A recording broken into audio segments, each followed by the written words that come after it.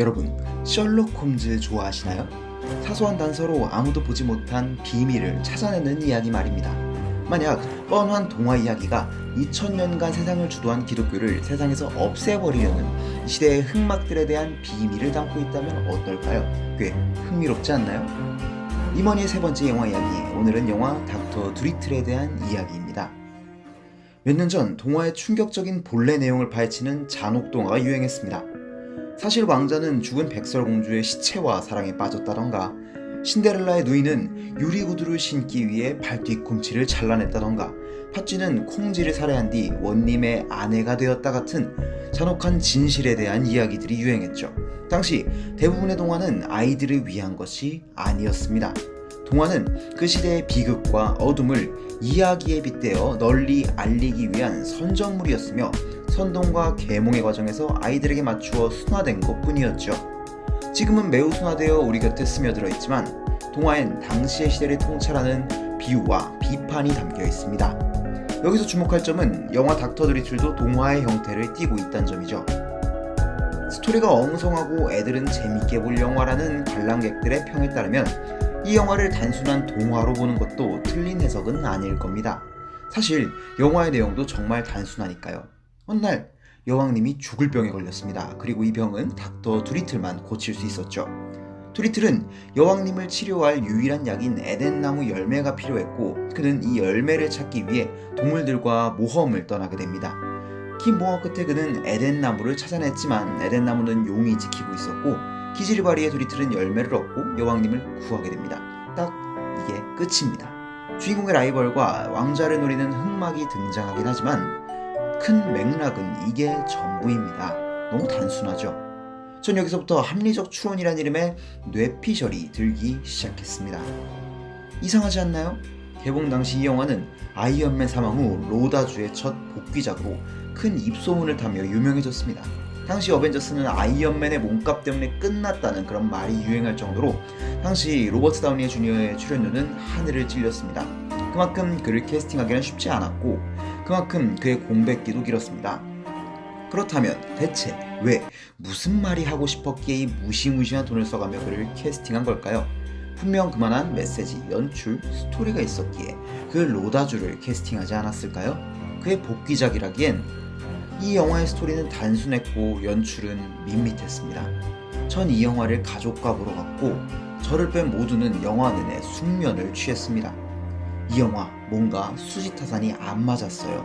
물론 흥행 보증수표로 사용했을 수도 있지만 1200억은 자본주의 논리치곤 이상했다 이거죠. 그래서 생각을 해봤어요. 연출도 아니고 스토리도 아니다. 그렇다면 메시지에 답이 있지 않을까? 그래서 영화를 다시 한번 살펴봤죠. 먼저 주인공을 봅시다.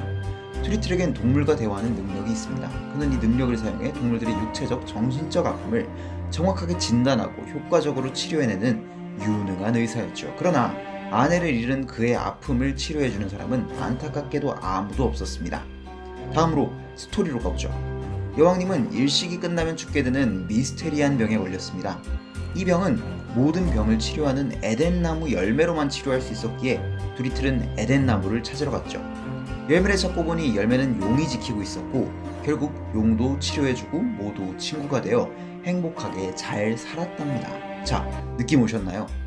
여기까지만 봐도 우리 예리한 구독자분들은 이 영화가 기독교 영화란 걸 눈치채셨을 겁니다. 바로 에덴 동산이라는 단서가 등장했으니까요. 에덴 나무는 에덴 동산에 자랄 테니 그들은 에덴 동산을 찾아 떠나는 것일 테고 심지어 그 앞을 용이 지키고 있답니다. 에덴을 찾아 떠나는 사람과 동물들, 그들을 막는 용. 문상받으러 쫄래쫄래 갔던 교회에서 한 번쯤 들어본 것 같은 그런 내용이죠. 앞서 말했듯 이 영화는 특정한 해석이 필요한 동화이고 우리는 성경적 관점이라는 단서를 찾아냈죠. 여기까지 따라와주신 여러분 고생하셨습니다. 지금부터 이 이야기는 상상도 못한 방향으로 뻥뻥 터져나갈 겁니다. 성경이 익숙하고 영화의 후반부를 보신 분들이라면 이 장면이 성경 속 한 구절과 닮아있으며 어딘가 이상함을 느끼셨을지도 모릅니다. 성경은 불칼이 생명나무를 지킨다고 말하지만 영화에선 불을 뿜는 용이 에덴나무를 지킵니다. 용은 성경에서 악마를 상징합니다. 뱀, 사탄으로 묘사되며 아담과 하와를 에덴에서 추방되게 한 존재입니다. 그런 용이 에덴 나무를 지킨다? 이건 말이 안 되는 거예요. 게다가 영원히 에덴을 지켜야 하는 수호자치곤 상태도 영 좋지 않았습니다. 용은 병으로 목숨이 위태로웠고 반려자의 죽음으로 정신도 많이 무너져 있는 상태였죠. 잘 보시면 여기서 죽은 남편의 뼈가 등장합니다. 영화 속 용은 에덴 동산을 수호할 자격과 능력이 없는 존재였습니다. 영원한 천국을 지키는 존재가 유리멘탈에 심지어 다 죽어간다고요? 이건 반대로 봐야 해요. 용은 입구를 지키는 게 아니라 입구에 못 들어간 겁니다. 용은 에덴 동산을 목전에 두었으나 결국 그곳에 들어가지 못한 채 벌을 받는 거죠. 실제로도 용은 에덴의 문을 열어줄 뿐 안으로 들어오진 못합니다. 나무가 하도 높으니 고생을 하는데 끝까지 문 밖에만 있어요. 이건 안 들어오는 게 아니에요. 못 들어오는 겁니다. 이 정도 비중의 캐릭터라면 열매도 직접 따줘야 해요. 왜 못 따줄까요? 그럼 용이 선악과를 따주는 그 힘이 되거든요. 신성 모독인 겁니다.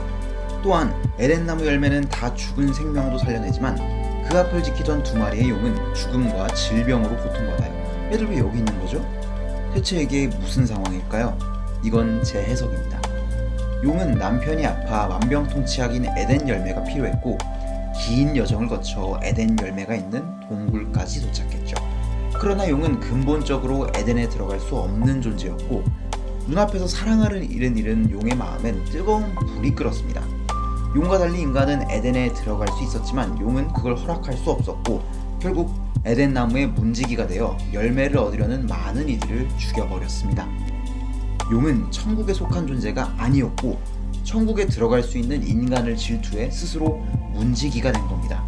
두리틀 역시 열매가 필요했고 에덴의 앞을 막는 용을 무찔러야 했습니다. 그런데 여기서 이야기가 이상하게 흘러갑니다. 그는 용을 무찌르지 않았죠. 오히려 용과 친구가 되어 에덴에 들어갔습니다. 천국에 가려는 존재가 사탄과 친구를 맺는다? 이는 불가능한 이야기입니다.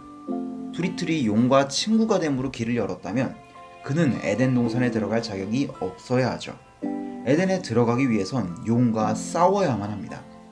두리틀은 신을 등진 채 에덴 동산에 들어간 거죠. 이 영화는 기독교 영화가 아닙니다. 오히려 반기독교 영화에 가깝죠.